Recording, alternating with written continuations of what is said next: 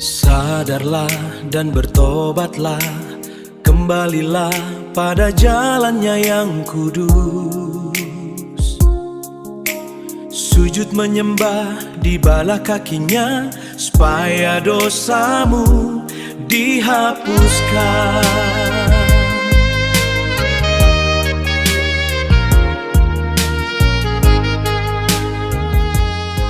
Pada suatu hari menjelang waktu sembahyang, yaitu pukul 3 petang, naiklah Petrus dan Yohanes ke bait Allah.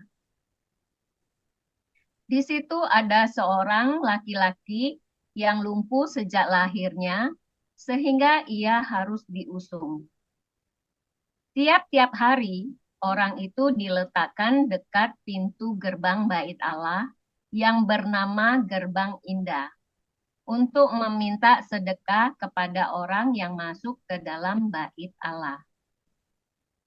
Ketika orang itu melihat bahwa Petrus dan Yohanes hendak masuk ke bait Allah, ia meminta sedekah.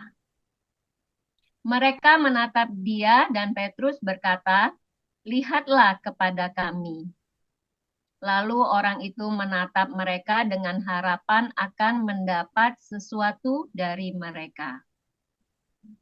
Tetapi Petrus berkata, "Emas dan perak tidak ada padaku, tetapi apa yang kupunyai, kuberikan kepadamu. Demi nama Yesus Kristus, orang Nazaret itu, berjalanlah." Lalu ia memegang tangan kanan orang itu dan membantu dia berdiri. Seketika itu juga kuatlah kaki dan mata kaki orang itu. Ia melonjak berdiri lalu berjalan kian kemari dan mengikuti mereka ke dalam bait Allah. Berjalan dan melompat-lompat serta memuji Allah. Seluruh rakyat itu melihat dia berjalan sambil memuji Allah. Lalu mereka mengenal dia sebagai orang yang biasanya duduk meminta sedekah di gerbang indah bait Allah. Sehingga mereka takjub dan tercengang tentang apa yang telah terjadi padanya. Karena orang itu telah tetap mengikuti Petrus dan Yohanes, maka seluruh orang banyak yang sangat keheranan itu datang mengerumuni mereka di serambi yang disebut Serambi Salomo. Petrus melihat orang banyak itu, lalu berkata, "Hai orang Israel, mengapa kamu heran tentang kejadian itu? Dan mengapa kamu menatap kami, seolah-olah kami membuat orang ini berjalan karena kuasa atau kesalehan kami sendiri? Allah Abraham, Ishak, dan Yakub, Allah nenek moyang kita, telah memuliakan hambanya, yaitu Yesus yang kamu serahkan dan tolak di depan Pilatus. Walaupun Pilatus berpendapat bahwa ia harus dilepaskan.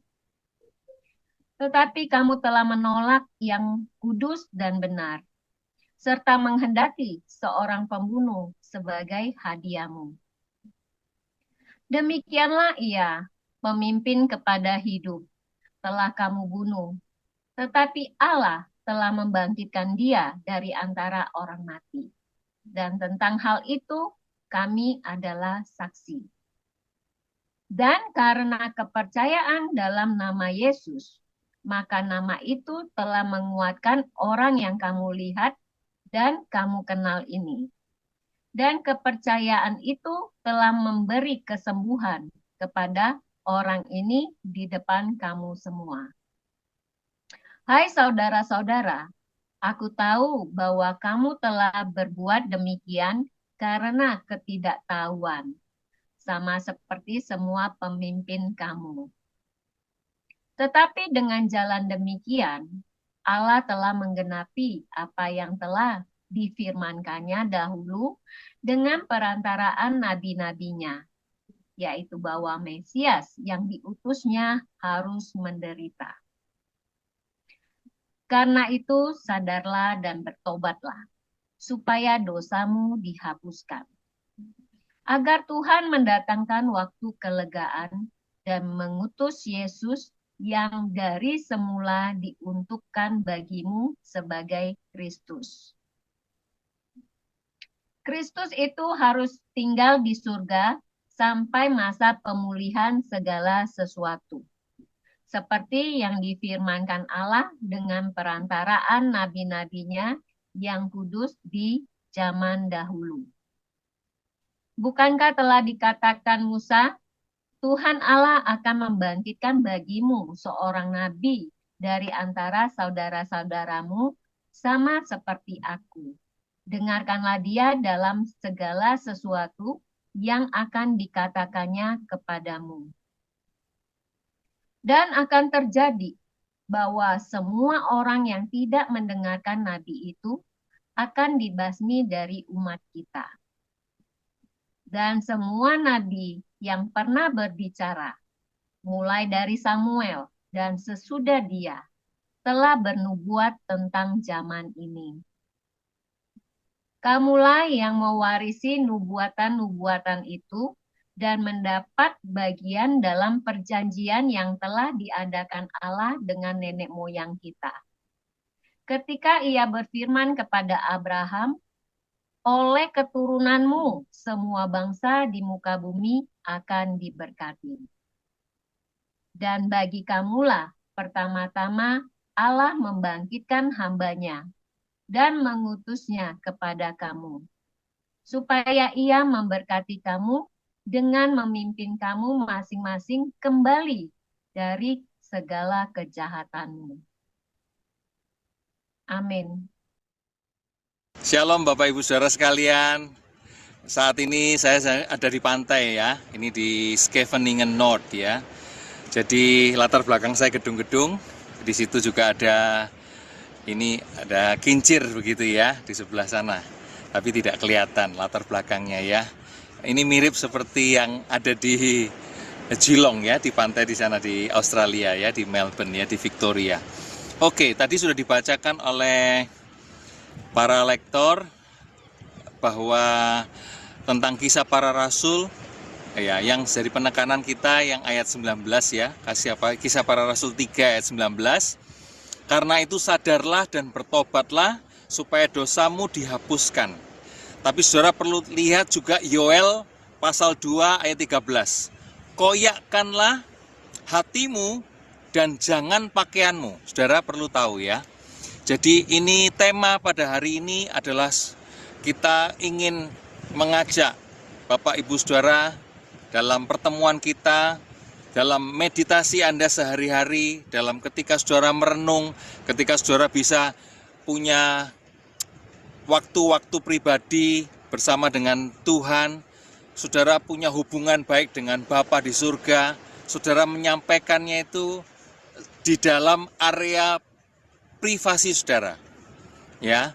Jadi yang disebut dengan pertobatan itu koyaknya itu jangan koyak pakaiannya. Jadi pada tradisi di orang Yahudi, begitu dia berkabung, dia mengoyakkan pakaiannya, dia pakai kain kabung. Kain kabung itu kain yang putih, yang kasar ya bahannya, dan itu khusus memang untuk kain kabung. Mereka menaburkan abu di kepalanya, mereka berkabung. Tapi yang dimaksud ini adalah pertobatan bukan mengoyak pakaian, tetapi yang dilakukan adalah hati. Jadi saudara, sekarang kita perlu belajar ya masing-masing pakai hatimu. Jangan cuma sekedar kata-kata, jangan cuma sekedar saya bicara, saya menyampaikan ini, saya menyampaikan itu, atau saudara hanya retorika. Sekali lagi, kata-kata retorika itu adalah karena kita cuma bicara tapi tidak praktek. Kita cuma teori tapi kenyataannya tidak ya. Sekali lagi, jemaat di Laodikia itu adalah jemaat yang dimana gambarannya Kristus mengetuk pintu. Kristus mengetuk pintu menyatakan bahwa Kristus ada di luar, bukan di dalam.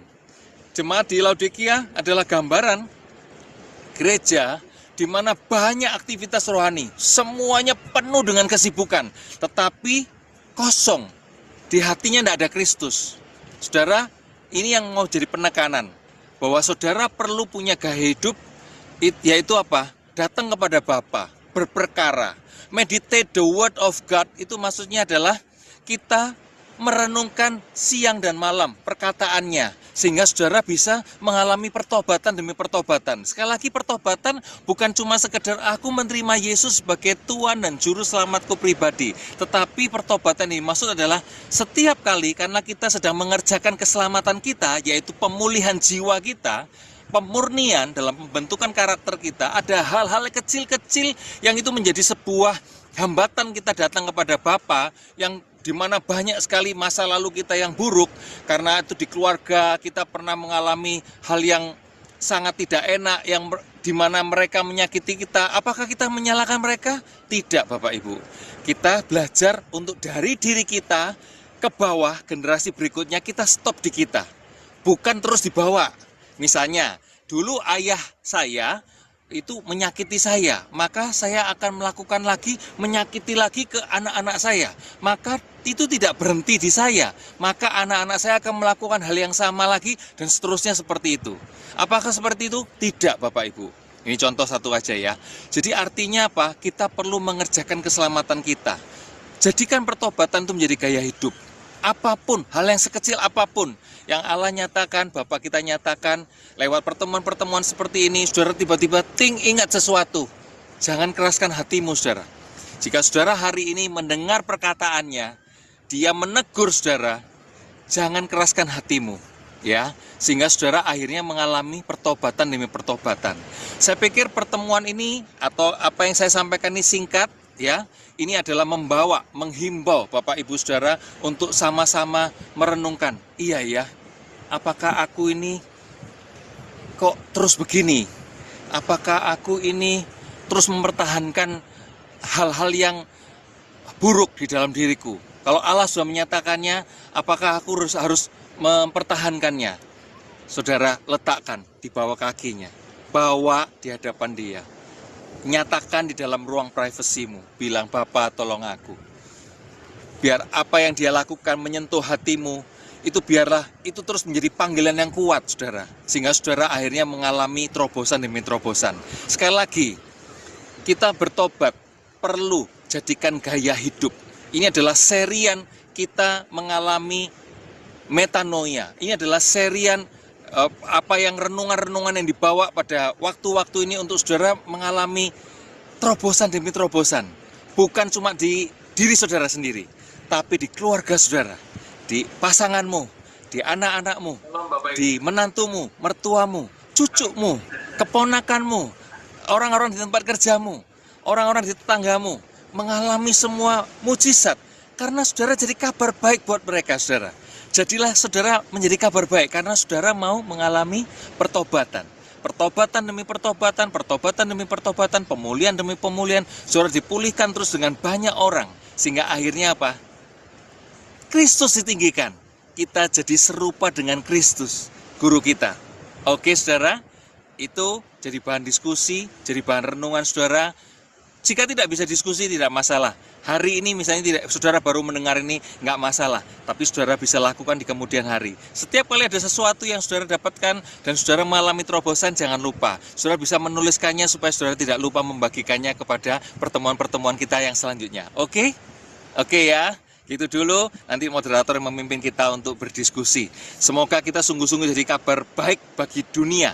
Di sekeliling kita jadi kabar baik buat keluarga kita jadi kabar baik buat orang-orang di tempat kerja kita jadi kabar baik buat orang-orang di sekolah, kita jadi kabar baik buat orang-orang yang ada di lingkungan kita, di RT, RW, dan seterusnya. Oke, Tuhan Yesus memberkati. Ku kan terima kuasa saat Roh Kudus turun ke atasku, menjadi saksimu di tempat ini sampai ujung bumi. Bukan dengan kuat, bukan dengan gagah,